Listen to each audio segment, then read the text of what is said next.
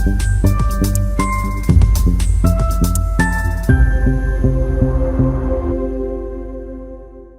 goal is 1 crore in 20 years, but the value of 1 crore will like be 25 lakh rupees today after 20 years due to inflation, and we also not get the same FD rate which is today after 20 years. What's your thoughts on it? नहीं, आप क्या कहते हैं, value जो है 21 crore value को मत रखो ना 20 इयर्स में। आप ये सोचो कि मेरी आज की वैल्यू के हिसाब से 1 करोड़ रुपीस मेरे को 20 इयर्स के बाद चाहिए। तो उस हिसाब से आपको मान लो वो 4 करोड़ होता है, 5 करोड़ होता है, राइट? अगर 7% हम इन्फ्लेशन पकड़ते हैं तो ऑलमोस्ट 10 इयर्स में डबल होता है, राइट? तो ऑलमोस्ट आपकी बात सही है कि 4 करोड़ रुपीस चाहिए होंगे आपको 20 इयर्स, अगर आज के 1 करोड़ के हिसाब से माने तो आप।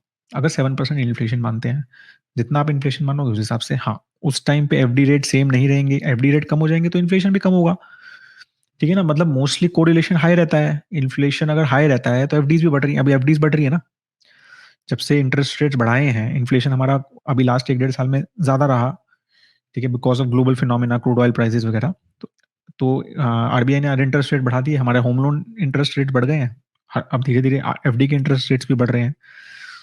तो क्यों? क्योंकि इन्फ्लेशन हाई है, तो एफडी इंटरेस्ट रेट, तो देयर कोरिलेशन है। बाद में अगर 20 इयर्स के बाद अगर हम एक डेवलप्ड नेशन बन गए, ठीक है, जब हमारे इंटरेस्ट रेट्स बहुत कम होंगे और इन्फ्लेशन भी बहुत कम होगा, तो हमारा एफडी इंटरेस्ट रेट भी बहुत कम होगा ऑटोमेटिकली, ठीक है ना? तो वो कोरिलेटेड है आपका, मोर और less it is very correlated, तो इसलिए you don't have to worry.